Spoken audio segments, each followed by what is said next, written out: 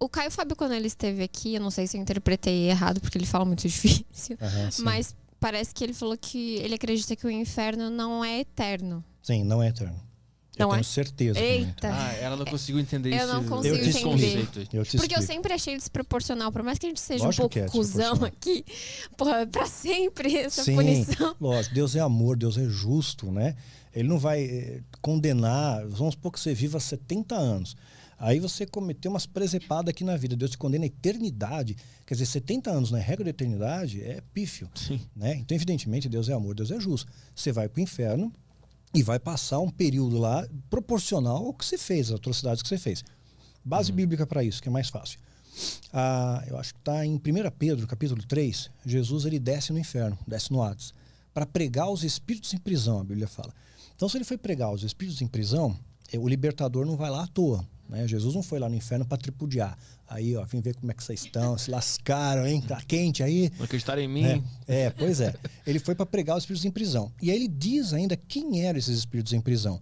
Que eram os espíritos da época de Noé, que se rebelaram contra Noé. Então, quando Noé foi fazer a arca, né? Ele falou para a galera, ó, vai ter uma inundação aí, né? Deus está descontente. E essa galera ignorou Noé. Né? Não ligaram. Então, eles se rebelaram contra Noé. Essa galera ficou no inferno. Né? Porque não escutaram a voz de Deus. Não foi só Noé, Enoque também pregou, certamente. Então, toda aquela galera ficou no inferno, até a época que Jesus vem e desce lá e liberta eles.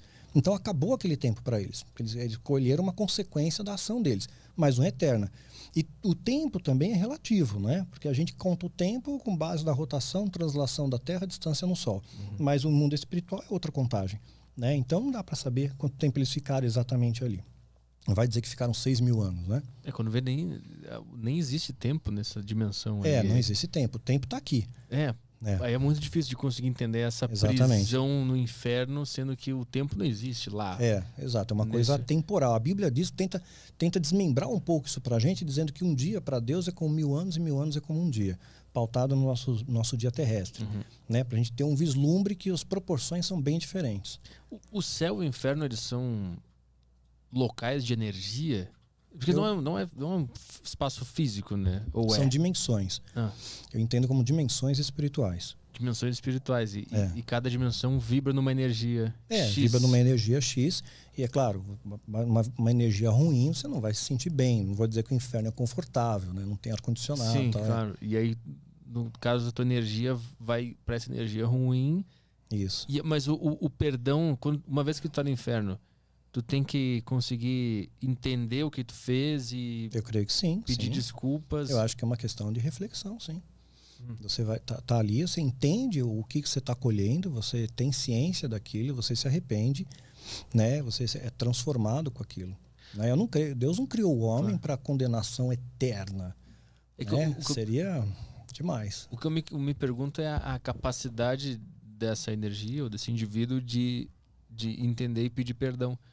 Como é que ele vai conseguir entender isso? Não corre o risco do cara ficar no inferno e não entender? E não perceber nunca. Se a gente pegar na nossa esfera aqui, pegar um cara e prender ele, joga ele na cadeia, ele sabe por que ele está lá.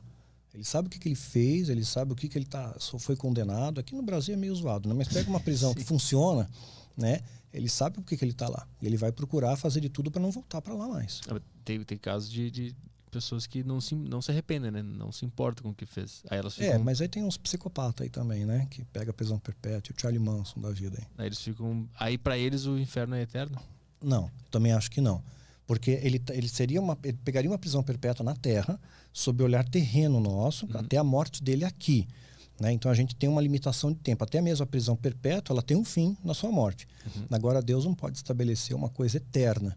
Né? Desde que ele teve, uma pessoa que tinha uma perturbação mental, eu não sei como é que foi, a infância conturbada, tem uma série de variantes aí que a gente não tem capacidade para analisar, que só Deus sabe, né? Nós não somos justos nem juízes para analisar.